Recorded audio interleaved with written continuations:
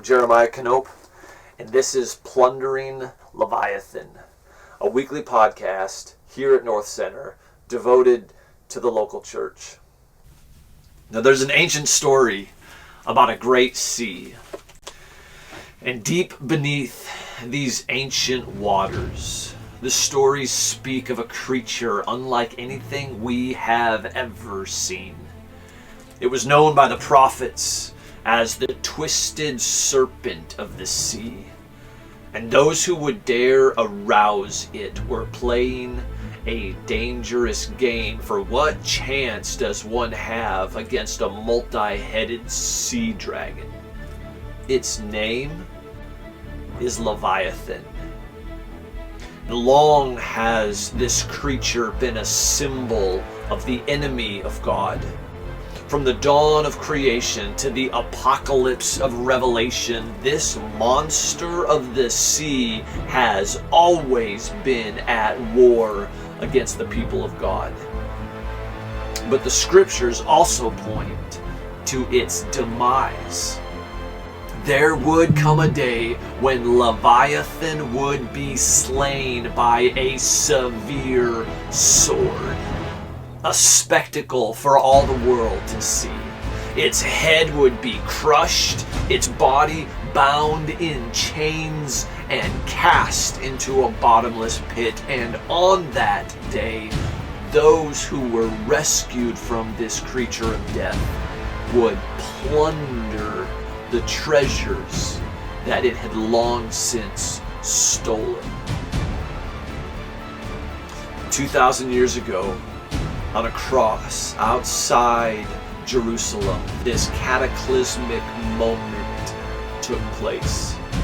There, on the place of the skull, Leviathan was defeated by the Son of God, the King of Kings, Jesus the Messiah. And now, the Church of God is called to go into all the world and reclaim the enemy's gold for the glory of King Jesus. Wherever culture is raging against the heart of God, this is our Leviathan, and we must not allow any gold to remain in its possession, for it all belongs to our King. We must plunder Leviathan. In today's episode, we're going to be talking about the sovereignty of God. So in the sermon this past week, we looked at the story of Jesus and his followers crossing the Sea of Galilee in the midst of a great hurricane-level storm. And while the disciples were fighting for their lives, Jesus was in the back of the boat, asleep on a pillow. They think they're going to die. And somebody at some point looks back and they see Jesus sleeping, and the text clarifies, on a pillow. And you just imagine, like, what? Are you kidding me?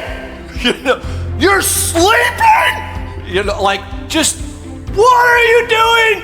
And it builds to this moment where they say, you don't care that we're dying? Get up!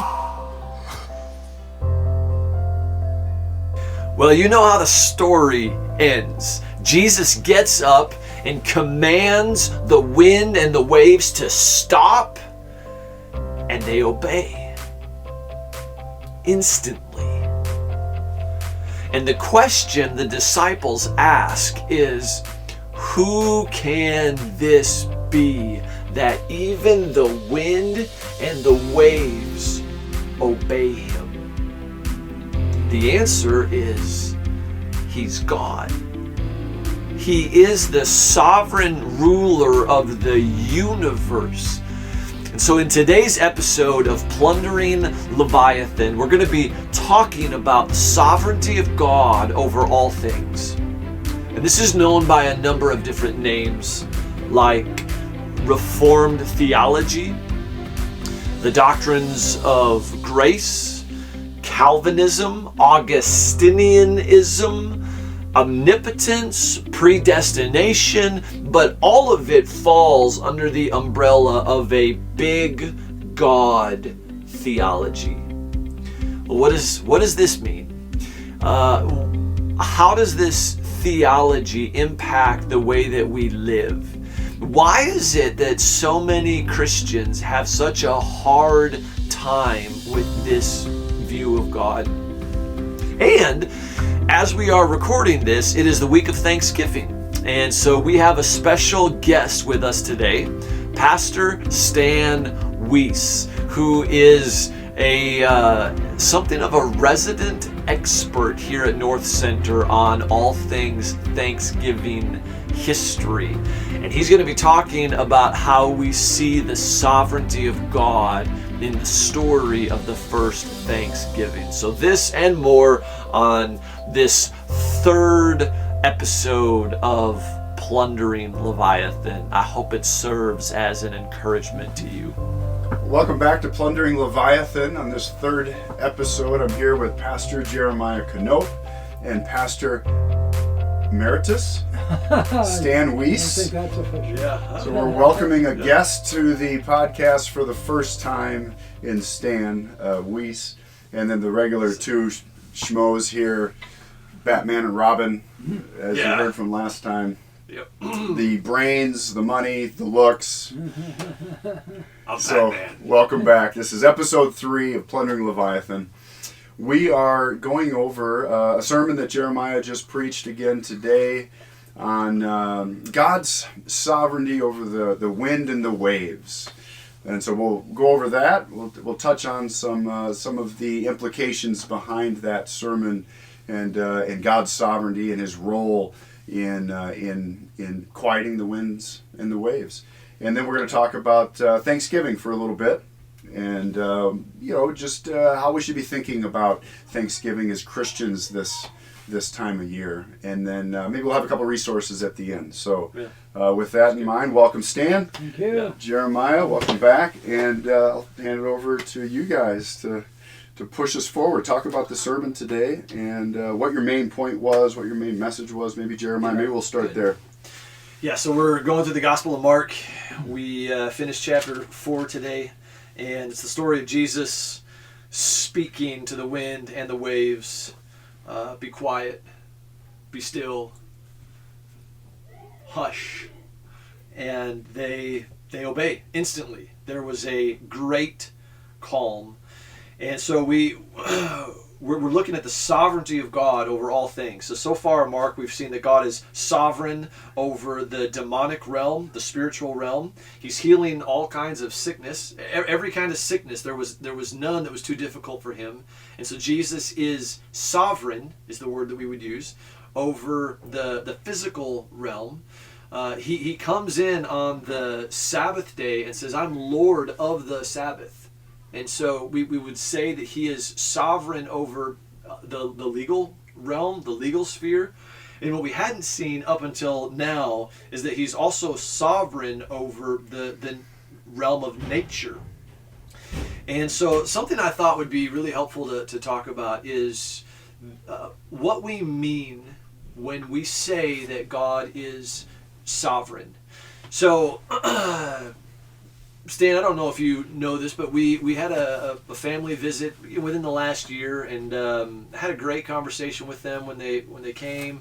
We had a great conversation and time of prayer after. They were looking for a church family, and through a mutual friend, they never came back, and I was perplexed because we'd had such a great day together, and the reason that they gave to my mutual friend, so I'm hearing it secondhand, was the high emphasis on the sovereignty of God. And so apparently we would talk about it in a way that not every church talks about the sovereignty of God. So let's make the first question that. What do we mean when we say that God is sovereign? Let's start there.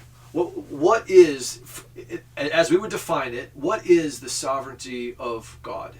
And how would we talk about it here at North Center? Stan, maybe we'll start with you. What would you Well, to me, the sovereignty of God has to do with His absolute rule over all that exists, all creation, which is everything outside Himself. Yes. And so He is the absolute ruler, power, authority over everything. So Abraham Kuyper says there's not 1 square inch on this terrestrial ball Celestial or terrestrial ball, yeah. that over which Jesus does not cry mine. You would say yes. My hunch is that those who have a problem with the too much talk about the sovereignty of God are people who have a wrong understanding of free will, of mankind's will, a misunderstanding of the fallenness of our depravity. Most Baptists, and I think this is changing, but most Baptists, Southern Baptists, which is what we are, have been sort of like 1 or 2 point Calvinists. You know? Yeah. Okay. They say they believe in the depravity of man, but they really, I think when you really investigate that, there's some real troubles in what they believe about that. The one point that they probably would agree with most Calvinists on would be the what they would call eternal security. I do like the perseverance of the saints is a little more accurate kind of term, but they're both accurate. Can we clarify when we say Calvinist? What do we mean by that? Well, I take it I like the term doctrines of grace, of which the Reformed tradition affirms. Yeah, and so we talk about the Reformed tradition, then that brings up another. Are we Reformed? Another question. I consider myself a part of the Reformed tradition. Okay. So coming out of the Reformation of Luther and Zwingli and John Calvin, they're reforming the church, which up until that point was a Roman Catholic church. And Luther with his 95 Theses, when he posted them to the door of Wittenberg, he launched the Reformation, right? And then in that Reformation process, there was a lot of changes going on with the way we looked at the way that we looked at the church, and then out of that came the doctrines of grace, which Calvin really put into a finer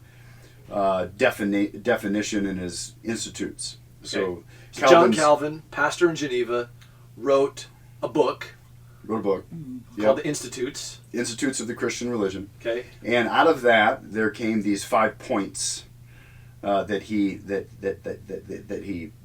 gleaned from the doctrines of grace or whatnot. And so you spoke to a couple of them. Total depravity, which we're all born in sin, that we are, in our mother's womb we were conceived in sin, as David said in the Psalms. Or the idea of the perseverance of the saints, that would be the P in his TULIP, or the 5 points can be summarized in TULIP. The acronym TULIP, right. So total depravity is the T, the P at the end, it would be the perseverance in the saints. And you're saying that most Southern Baptists would probably, at least verbally, adhere to those? They would say yes, they would. Now, I think their understanding of total depravity would be different from Calvin's understanding, and the Reformed understanding of that. I think the Reformed understanding is much more biblical than what many Baptists would understand total depravity to mean. But yes, I think they think that they believe in depravity, and they would also say that they believe in perseverance of the saints. Okay. And these things, that we're talking about here, kind of deal more with our soteriology, or the way that we come to faith. right? And everything that's involved in our salvation, who we are as fallen creatures, and how God saves us, right? So this is kind of a soteriological conversation so far, and The that sovereignty of God in our salvation. yes, Yeah. how He acts in our hearts, in our lives, to bring us to repentance and belief in His Son for the forgiveness of sins, right? That there's other aspects of God's sovereignty, that deal with His rule over nature that we talked about today, right? That even the wind and the waves obey Him. You mentioned Psalm 107, Yeah, 107. in your sermon today, which says that He causes the waves to raise up Yeah. and mount up to the heavens, Isn't that amazing? and He causes them to fall and to be still, right? But He also sustains, in Psalm 104 it says, the young lions roar after their prey and seek their food from God. So the food comes from God. They seek it and they run after it, but the food comes from God. Matthew 5 says He makes His sun to rise, His sun, the ball in the sky, He makes His sun to rise over both the evil and the good. And He sends the rain on the just and the just. So He sends the rain. He causes the sun to rise, right? Yeah. Not one sparrow falls to the ground, Matthew 10, apart from the will of God. So even the sparrows that die was by the will of God. So this is the idea of God acting in nature in sovereign control over the animals, over the winds and Yeah. the waves, Yeah. over the rain. And over history, over the movement of history, Yeah. of nations, of individuals. Mm-hmm. So over individuals, I want to double click on that. So not only is He sovereign over nature, but He's sovereign over our individual choices, would you say, in a way? Like we cast our lots, but Or Proverbs 16:33. yeah, man casts the lots, but every decision comes from the Lord. Mm-hmm. Ephesians 1:11, He predestined us according to the purpose of Him who works all things according to the counsel of His will, right? Things like that. Is that Mm-hmm. okay? Yeah. Okay. So when we talk about the sovereignty of God at North Center, we mean to say that He has all authority in every sphere of life over everything that happens, including history, sparrows that fall, and who comes to salvation. Would you say it differently? No, I would say He is the creator of the entire universe. He is not only the creator of the stars and the earth and the animals, but He created us as well as His image bearers, and He is sovereign over all of our choices. He's sovereign over the kings of the land, even the rulers. The heart of the king is in the hand of the Lord, Yep. and He directs it like a river wherever He wishes. Yeah. Right? He hardened Pharaoh's heart Yep. for the purpose to display His glory. He removes kings and raises kings. Yep. Daniel 2. Yep. He sets the times and the seasons. Acts 17, it says that He sets the boundaries of nations Yeah. and the Yeah. people groups. Mhm. Right, so I would say, He's sovereign over even our choices, even down to electing us before the foundation of the world to be chosen. Yeah. Ephesians 1:3-4-5 chose you in Him before the foundation of the world. Yes. Yeah. Not that He saw ahead. Not that His foreknowledge saw that we were going to choose Him, and then He said, okay, Steve's going to make a decision for me, so I elected him in that sense. Not that way. In that He sovereignly and with supernatural power caused my eyes to see that He was good. Yeah. And that I needed Him, and that His Son was was what I needed for salvation. He caused that to happen. He changed my heart. I couldn't change my own heart. It was stone. It was dead. And he opened the eyes of my heart to see him. And you would say he doesn't do that for everybody. I would say he doesn't. So Jeremiah 17, heart is deceitful, wicked above all things. You can't even know it. So your heart is not inclined toward God.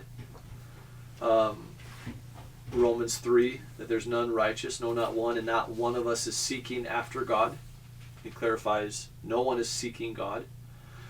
Romans 7, Paul says, I know me. I know that in my flesh nothing good dwells. So I'm not at all disposed toward God. And so it all has to be God, or I'll never want him. So we would say, when we use the word sovereignty of God, let's try to put a bow on this a little bit. So when I use the word sovereignty, what I mean is that God has all power and all authority over all things at all times and in all places. Yeah.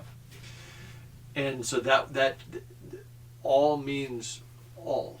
And so everything is encompassed there. He is completely in control, has all authority and power at every moment over everything, which is why Genesis 50, Joseph can say to his brothers, verse 20, what you did to me was evil and you meant it for evil. We're going to call it what it is. You're culpable. That was evil, but God meant it for good. In other words, or God intended it for good. So God wasn't playing catch up and take a bad situation and because he's super powerful, turn it into a good thing. Before it ever happened, before they ever committed the evil, he was working good out of it, which is why you've got sin come in the story in Genesis 3:15. But you have Revelation 13:8, which says that Jesus was the Lamb that was slain before the foundation of the world. Meaning before sin ever entered the world, in God's sovereign, controlling, powerful plan, Jesus was already the Lamb that would be sacrificed for. So he's complete control over all things, all the time. Why is that a good thing? Like, why do we celebrate that? And that's an important question, because I think a lot of people that come to this, I had a conversation with one of our church members just a month ago who is just starting to see this, and it's a tough pill to swallow. Especially when you look at the world and you see all the evil and all the natural disasters and wars and political corruption and pastoral, moral failure. To hear that God is in control of all things can be really unsettling, to say the least. So why do we love it at North Center? I mean, what would you say to that, Stan? Well, I mean, if you didn't believe in the sovereignty of God, then you'd have to believe that there are aspects of creation and of the universe and of life that are beyond his power, beyond his power to rule over, that are either equal to or greater than his power, independent of his power. Yeah. And which to me is a pretty to me that's a much more troubling thought than anything that I would think of that would be troubling about the sovereignty of God. Yeah. To live in a world where God is not in control of your cancer or your prodigal child is terrifying. I'll go back to Joseph. Genesis 50. That's such a good story, because in that's to me, that's the culminating verse in Joseph's story. Because here he was sold, he was thrown into a pit by his brothers. He was sold into slavery by his brothers. He was then sent to prison unjustly. He was forgotten about in prison. Yeah. He was raised up yet again out of prison, and now he's the number 2 in charge of all of the land. And then his brothers, in the course of those 14 years, he's stored up the grain, for all of Egypt to live and the surrounding land, the surrounding countries, through God's working in Joseph to reveal the dream to Pharaoh that there's going to be this great famine after this great, 7 years of plenty. And then all of that is done so that Joseph's brothers would come to him asking for food to save their family, and ultimately all of Israel. Through Joseph being thrown in a well, through Joseph being sold into slavery, through Joseph being forgotten about in a prison, thrown in prison and forgotten about. And Joseph was able to look at every single one of those horrible moments. Storms. Yeah. Storms in his life. Great storms. Mega storms. Yeah. As you said in the sermon, the biggest ever today. The biggest. Huge. Greatest ever. Huge storms. And he was able to say, no, what? And he says to his brothers who are terrified that Joseph's now going to kill him. Because dad's dead, right? And the brothers are throwing themselves at the mercy of the number 2 in the land of Egypt and saying, you know what? He's going to kill us now and get revenge for everything that we did to him. Yep. And Joseph is able to understand God's sovereign design and purpose or providence over every single situation in his life. He didn't blame his brothers for throwing him in the well or selling him into slavery, or Potiphar's wife for the false accusations that got him in prison. He didn't blame any of the people for that. He said, no, God did this for the saving of many lives. Yeah. And what man meant for evil, God meant for good. Yep. And so I always go back to that, thinking about God's sovereignty, no matter what happens in our life. Your wife gets a brain tumor. Okay, what is the purpose of this tumor? How is God going to be glorified in this situation of suffering? Yeah. Because I know he's got control over that tumor in her brain. Not only just because of what you read in Genesis, but you have the New Testament promise we love, Romans 8:28, that God can, he not just can, he is working all things together for good to those who love him and are called according to his purpose. And so in that situation, God has a purpose. He has a plan. This isn't a freak event. This isn't an incident. This isn't an accident. This isn't, just rotten luck. What rotten luck? No, it's God's sovereign design, even in our suffering, to say, I'm sovereign over the suffering and I have a purpose. There's a telos. There's a telos. There's a purpose for this. There's an end for this. You can't see it now, but just like Joseph couldn't see it at the bottom of the well, you're going to see it someday, what the purpose of this is. Yeah. Stay the course, persevere, trust me. I may be asleep in the back of the boat, and the waves may be crushing in on you, and your boat is about to capsize, but trust me. We're getting to the other side because that's what I said we were going to do. That's right. And you're going to get to the other side. And this may end in death. It's possible. And then hopefully we can say with Job, you give and you take away. Yes. Blessed be the name of the Lord. Or Shadrach, Meshach, and Abednego this said, our God is able to deliver us. And even if he doesn't, we're going to praise him. Yeah. And he did save him. He did. And there was a fourth man in the fire. There was a fourth man in the fire. And they came out and didn't even smell like smoke. Can you imagine that? They were thrown in.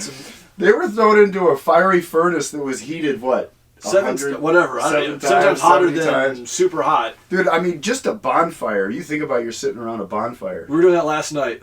And you get a little close to this bonfire and it gets kind of hot. And this is just a little fire. No, this is a big fiery furnace that I don't know how big it is. It's huge. Stories high, probably. Probably. And because they have to climb up to get down into it. And the guys that got just close to it died. Yeah, they just got close to it. And they got thrown into this fiery furnace. And they come out not only are they alive, not only are their clothes not singed or burnt, but they don't even smell like smoke. Yeah. That's what the scripture says in that Yeah. passage. They don't even smell like smoke. Like I go to a bonfire, I can still smell it coming off your beard. Right. Crying out, you didn't put enough beard products in there. I can smell the bonfire. I can't really. Well, no, You I mean, can- the reason you can't, because I did. I washed this morning with I've got beard products for the shower, and then after the shower I've got more. Yeah. You don't get it looking like this with not taking care of it. But if you took Stan that, knows. I mean, look at it. I was just, if you took that denim jacket you were probably wearing last night around the fire, and you put that back on today, it smelled like smoke. it does, right? You bet it does. And it didn't even God's sovereignty over nature there didn't even smell like smoke. He says to the wind and the waves, "Be still." And it didn't take time for the waves to die down. He is in control over everything at every moment. And his plan to say we're going to the other side, the disciples, what they missed is that they were in the safest boat on the planet in the middle of the worst storm they had ever seen, because they were with the God who is sovereign over storms and nature. And so let's end this segment by asking the question, does that theology, so we're talking the way that we think about God, theology, does this thought of God that he is in control absolutely over every molecule, every moment, does that change the way that we live at all? And I ask that because when I was studying in Israel years ago, I got into a bit of a debate with a guy who doesn't share that theological worldview, and he was arguing that it doesn't. It changes how we think, but it doesn't change how we pray. It doesn't change how we worship. It doesn't change how we evangelize. It doesn't change how we love people or lead our families in that. And I thought that'd be an interesting question to engage as we close this one. Does this theology, big God, call it what you want, doctrines of grace, Calvinism, predestination over all things, does that change the way that we live? Well, absolutely it does. I'm going to say the Pilgrims would have been the first to argue against that, and the Reformation. You mentioned the Reformation in England, which really started with Henry VIII breaking off from the church, but eventually the forces of the Reformation in England came to focus on the Church of England. Yes. And there were two groups that were trying to address the need for reformation in the Church of England. One group were those who thought it needs to be purified, and so we stay in it to purify. They're the Puritans, who came to start the Massachusetts colony. But they stayed in the church. Yeah. They were the non-separatists, but there were the separatists who said the church is so corrupt, and so spiritually bankrupt that we have to leave it. We have to separate from it, and the Pilgrims were that group. They were the separatists. And the separatists formed a creed that they called the True Confession in 1596, and it talks about the sovereignty. Of course, part of it talks about the sovereignty of God. I've got here a quote from that.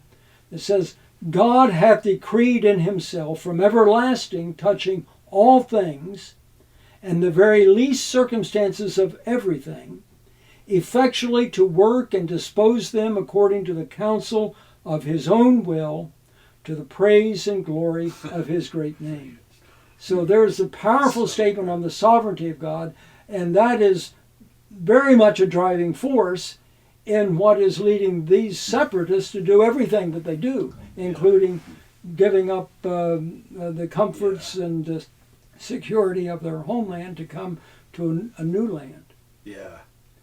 Let's move into that, Stan. So we've invited Stan to join us on this podcast today because you are the resident expert, all things Thanksgiving, historical, Puritan. Well, at least you know more than Steve does, and so I needed somebody to to talk with. I'm just kidding. I don't know. You maybe know a lot.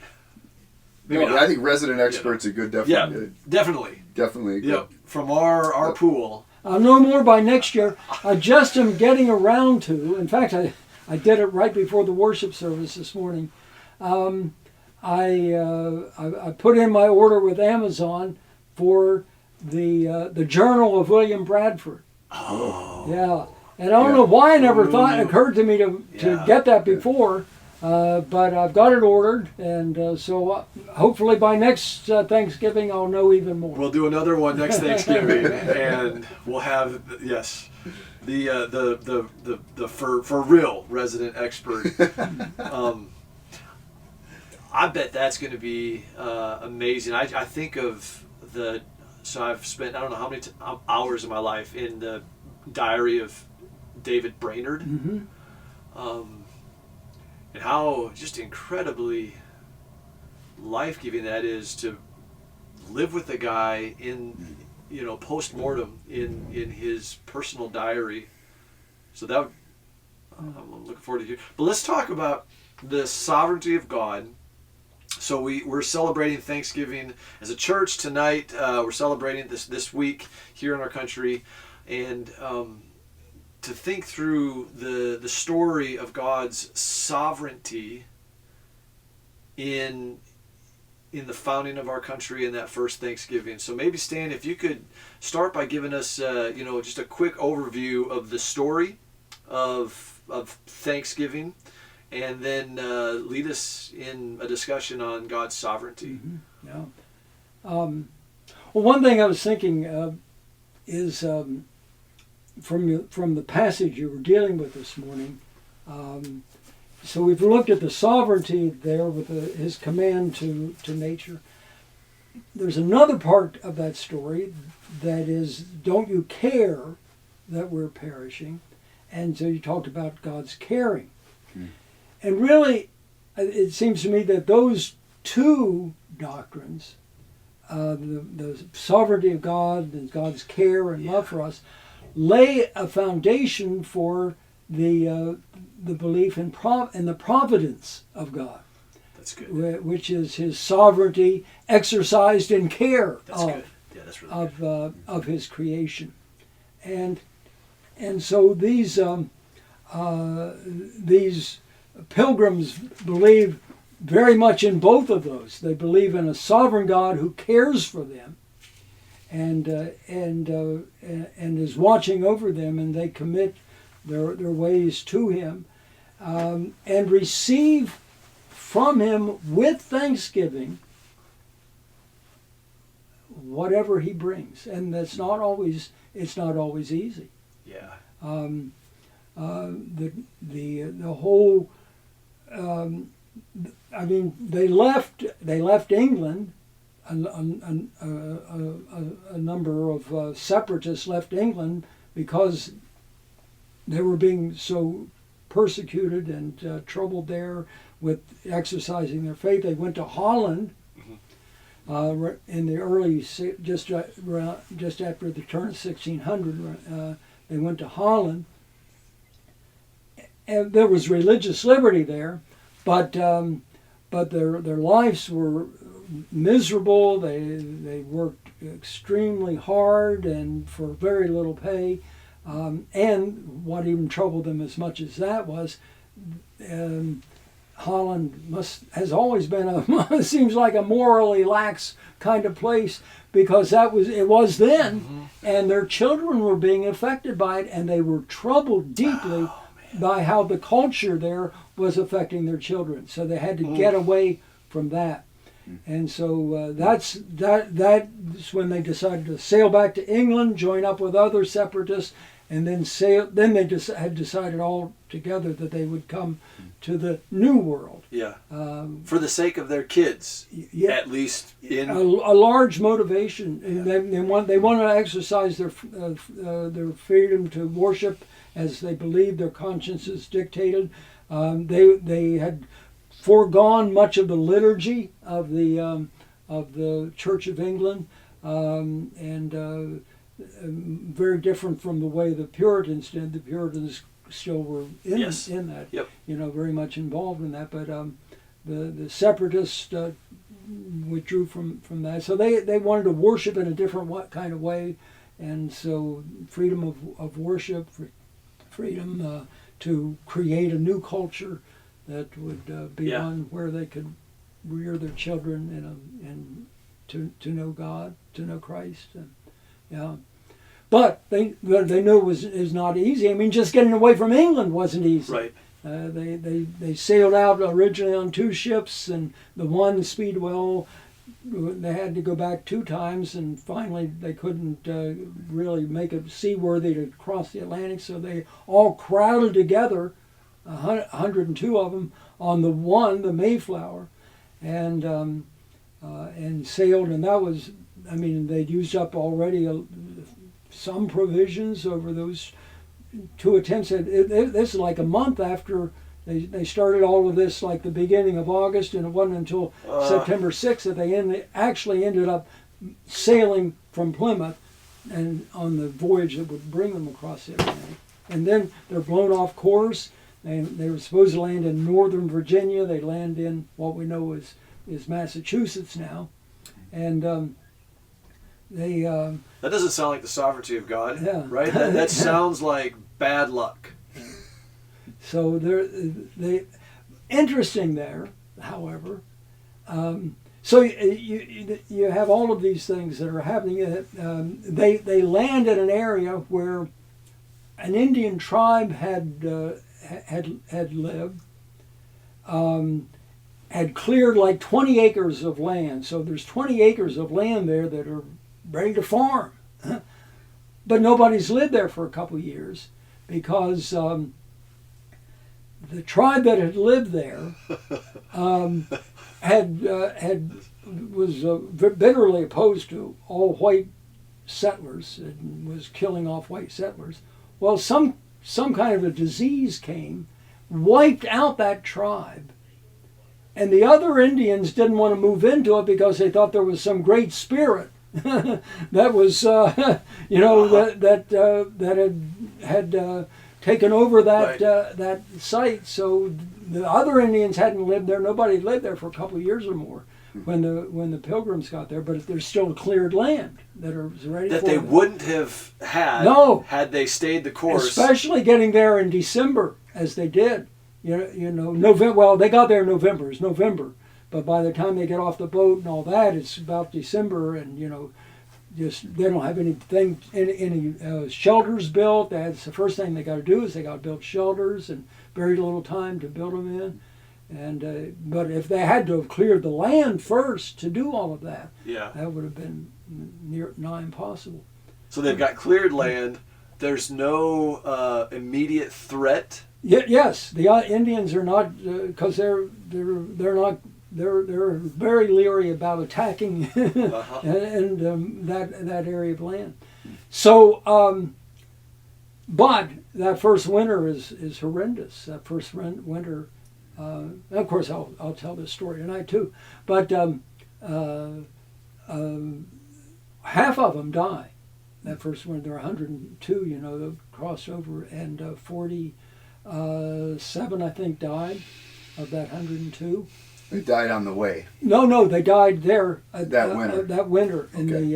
Of the 102 that were on the ship, did they all make it? Yes, I think they all made it. I mean, that's amazing. That is an amazing thing. I think so. I might check that, but if so, if any died, it might have been. It was no more than just 1 or 2, but I think they all made it. Wow. But 47 of them died that first winter. That's have them. There are only 3 married couples out of all of that survived. All the other families one or more or both of the husband and wife die. So only 3 families are untouched by death. Yeah, that first winter. But again, they give thanks to God. It's an amazing thing. I read somewhere that you get the skeptics of all the Thanksgiving stories, and so the skeptics saying, oh well, they weren't really all that religious people. How they can say that and have read anything at all about any of these pilgrims is beyond me, but they do.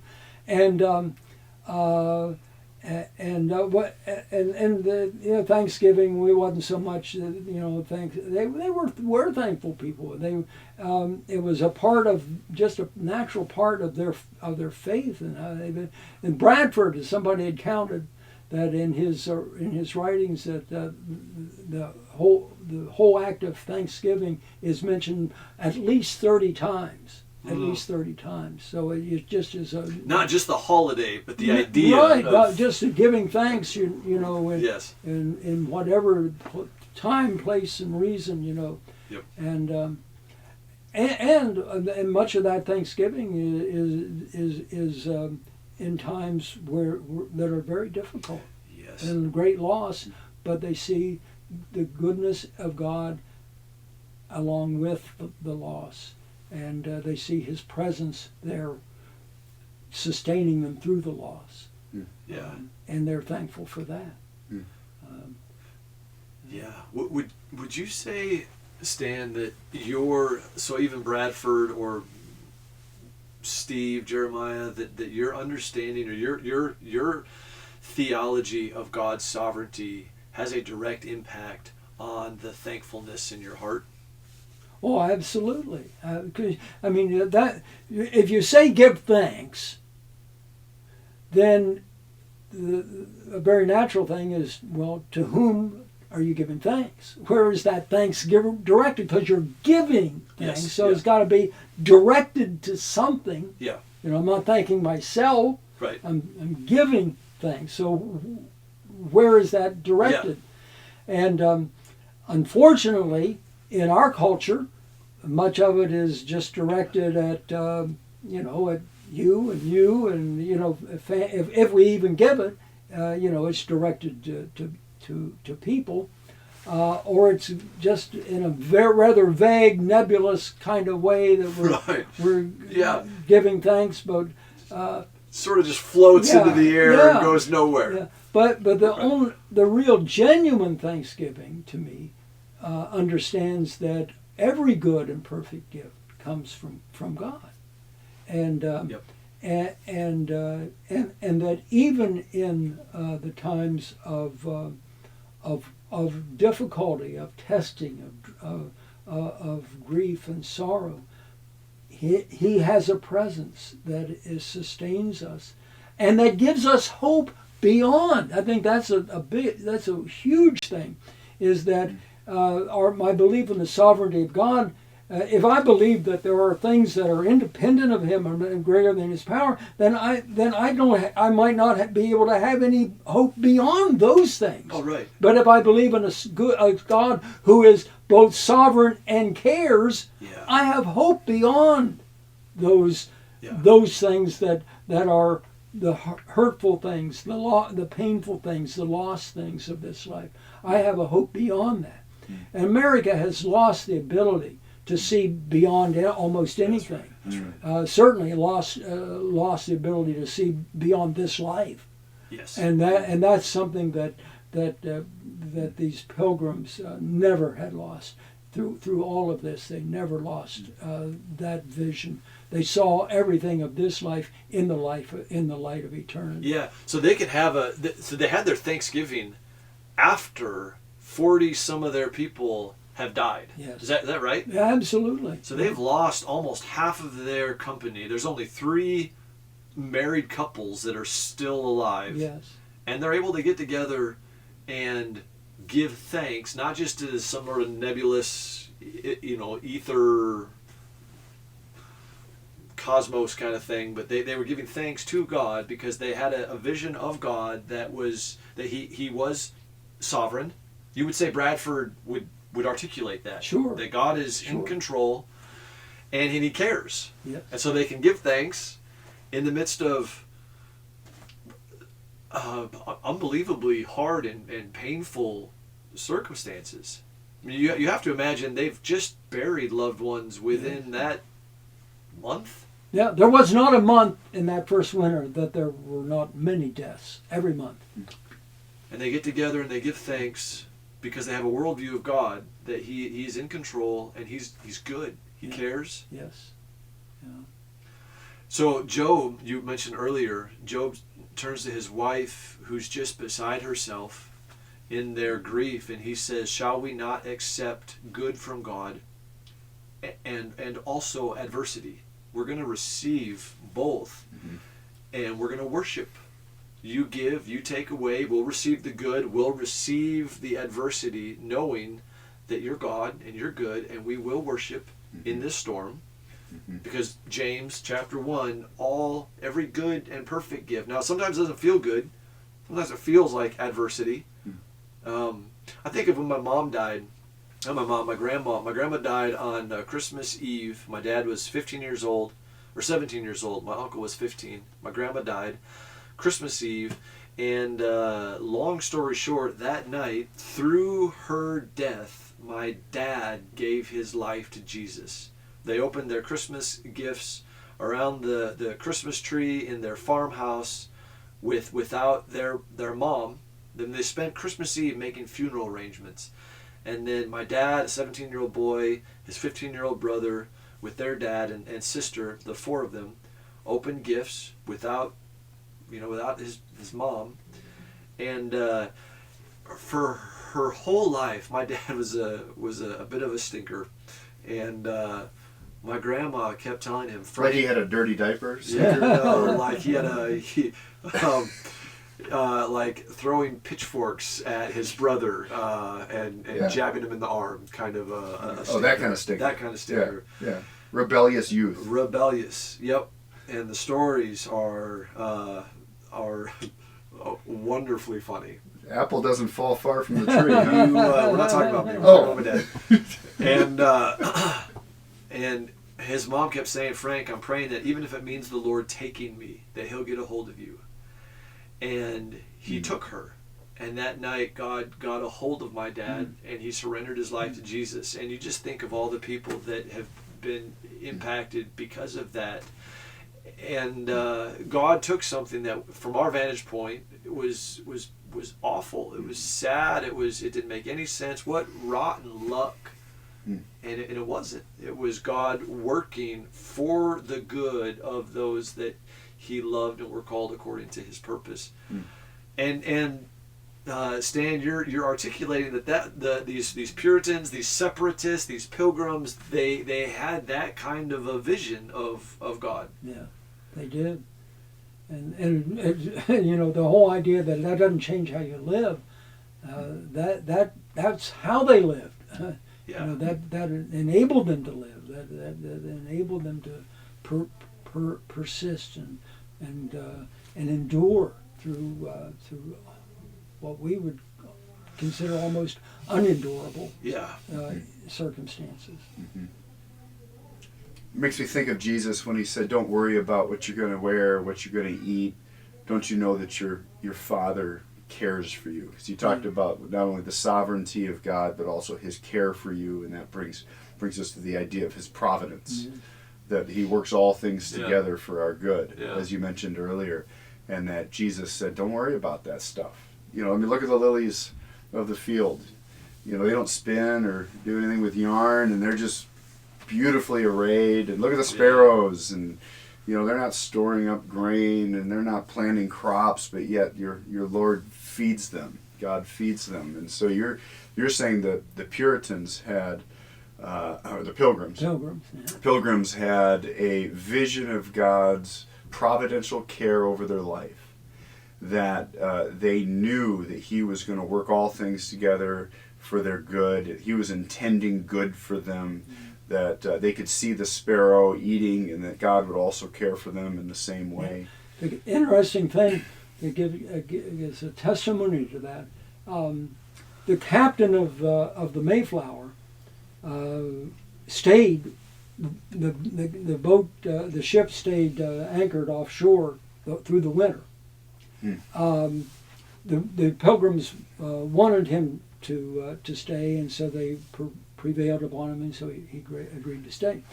So when spring came and he was going to sail back to England, and he knew what kind of winter they'd been through and how much great suffering and loss they had, he really prevailed upon them to join him. He thought, this is crazy.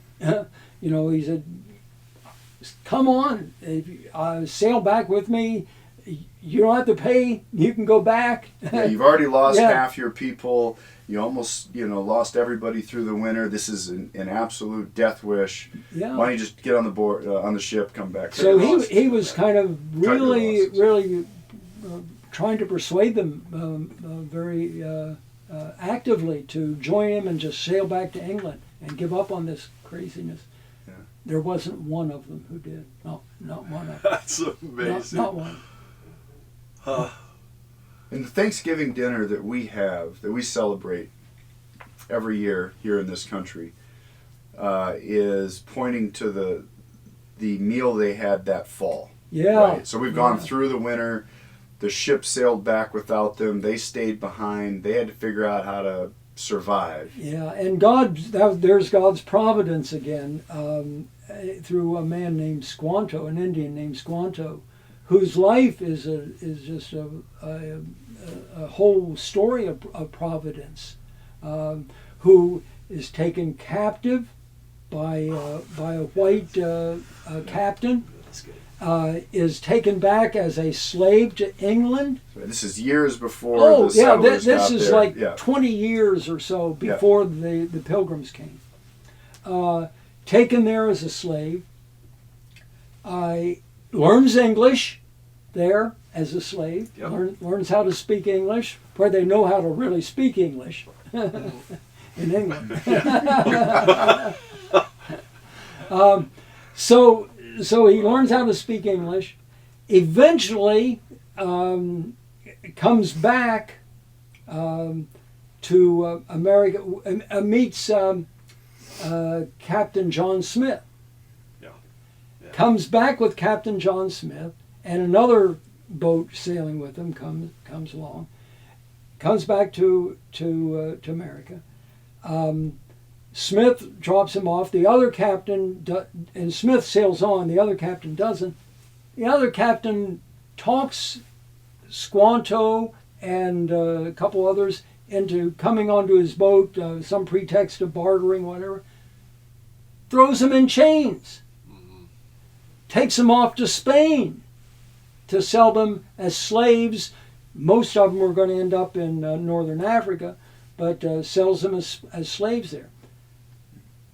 As it turns out, under the providence of God, just so happened, there are monks in Spain who save up their meager resources, and when they've saved enough, they go out and buy a slave to do two things: to teach them the gospel, and then to set them free. That's so awesome. And so it's a monk, a friar, who buys Squanto. He saved up enough money at the right time. Yeah. That Squanto happens to be there. Buys him, teaches him the gospel, and Squanto seems to make some kind of positive response to the gospel, and then sets him free. Squanto's a very enterprising man. He finds an Englishman to take him back to England, because he knows that's his best way to get back. He knows English better than Spanish, but But I think he did learn some Spanish too. But he knows English, very fluent English. Goes back to England, gets aboard a ship that is coming back to America. So America, England, Spain, Yeah. monk, gospel, set free, England, and now as an English speaker who's heard the gospel, he's back in America. Yeah. But he comes back hoping to go back to his tribe. They've all been killed with a plague. All of them. He's the only one. Wow. And so he's lost, wandering around. He comes, he gets connected up with the Wampanoags and Chief Massasoit, who was very enlightened kind of chief. One of just maybe a couple chiefs who is willing to make pacts with the English who are coming.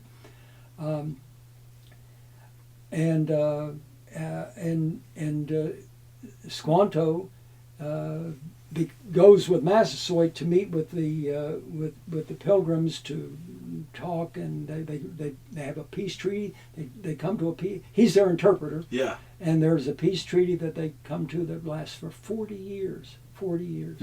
I mean, it's unheard of at that time. It's just really unheard of.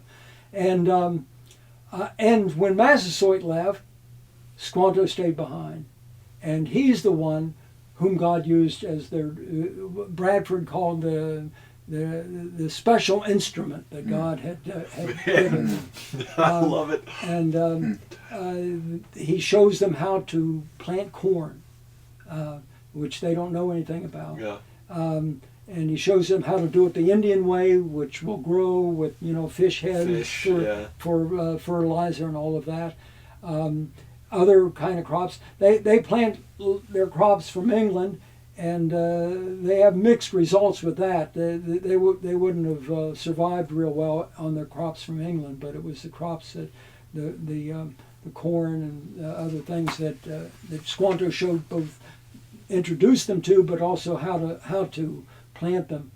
That ended up giving them, and they had a decent summer that summer, and they ended up with a fairly good harvest.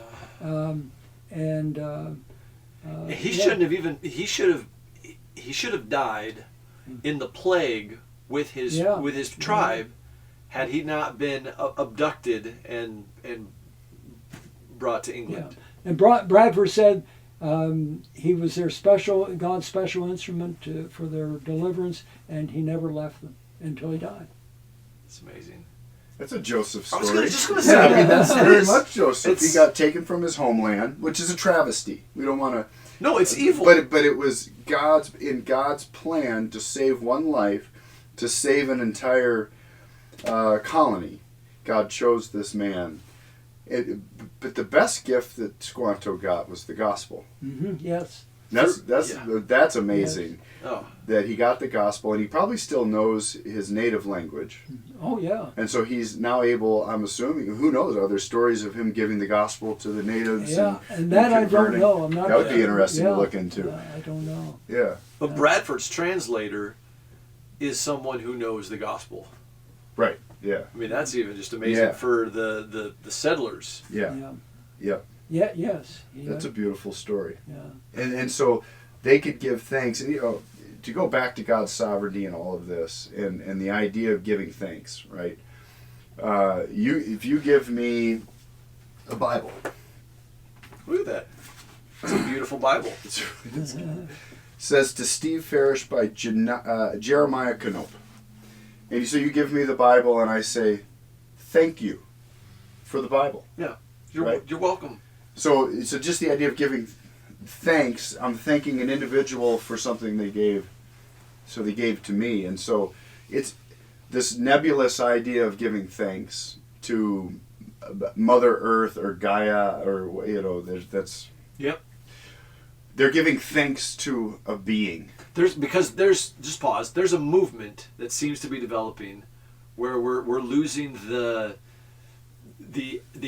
address in our Thanksgiving. That's right. Or we're losing we were just talking about this just a few minutes ago. Yep. This idea of turning Thanksgiving into like a Friendsgiving, Right. Where we've just lost the idea of thankfulness all. Or They've taken the thanks out of they've taken the giver out of the thanksgiving. Sure. Yeah. So I mean, if you're giving thanks for the giving, there has to be a giver that gave the giving to give thanks to. Right. Good. Well said. And so they're saying it's a friendsgiving, where they want to replace this idea of thanksgiving to God for what He's given you, to this gathering where we still go through the ritual, but we don't actually acknowledge the giver.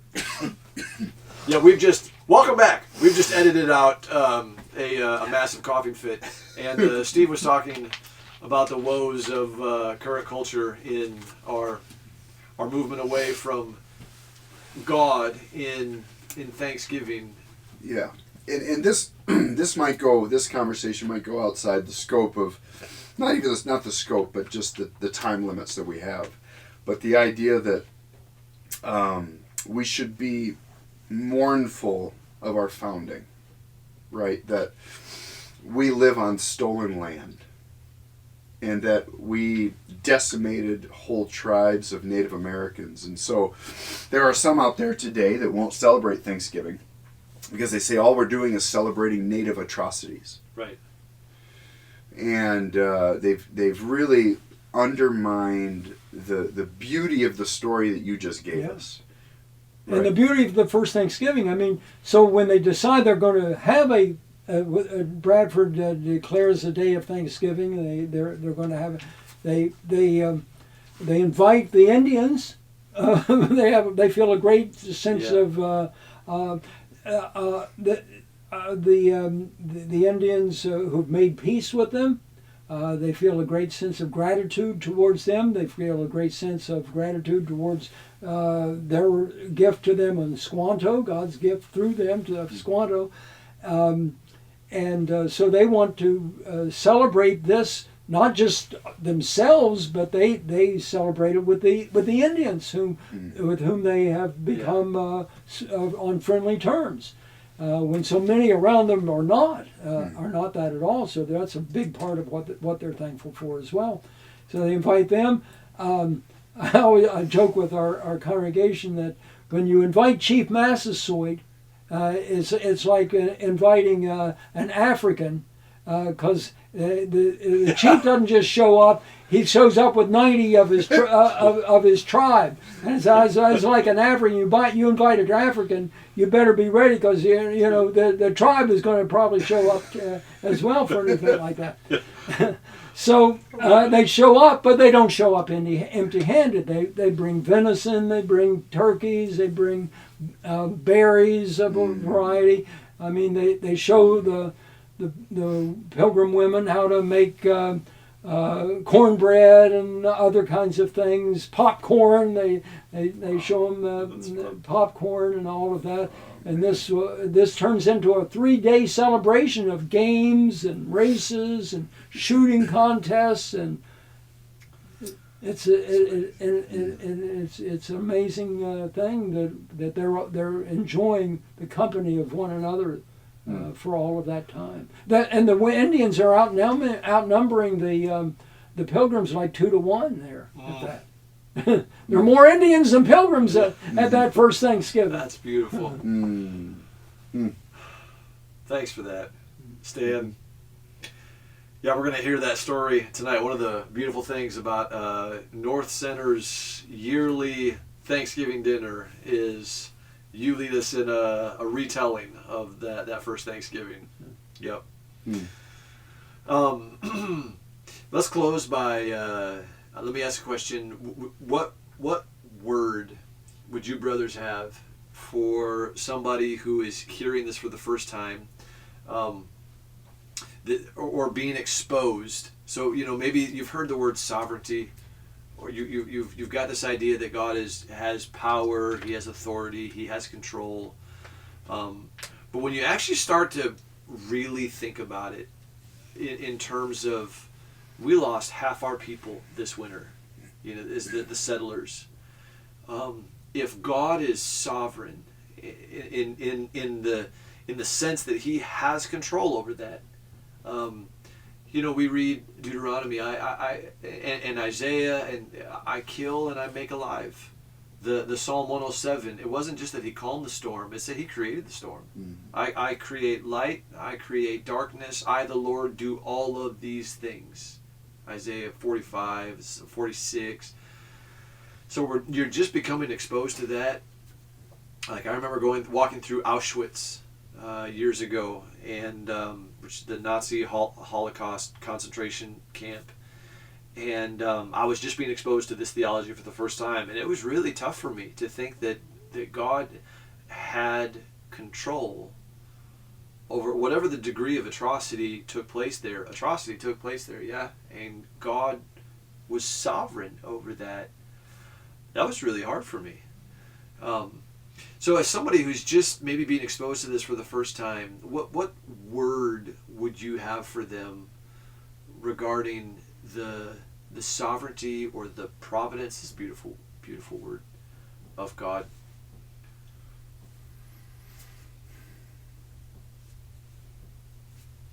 Well, there are things about the sovereignty of God that there are questions that whatever position you take on any kind of theological issue doesn't solve all questions. So there are going to be questions. There are going to be problems. There are going to be difficult tension points anywhere in this life, because our knowledge and our understanding are so limited, and that's kind of where I come to when I come to those tension points, and I come to them frequently, and come to them with the sovereignty of God, just like a place like Auschwitz. I come to that, and Lake and Riley. I saw this week they were having the trial of the man who was convicted of murdering her, and I watched some of that proceeding, and so you think God is sovereign over those instances, and He is. So there's tension at that. Part of how I resolve or deal with that tension is, I do know I am limited in my understanding. Yeah. And I always remind myself that if I could see all of what's happened from the perspective of God, that tension would not be there. Yeah.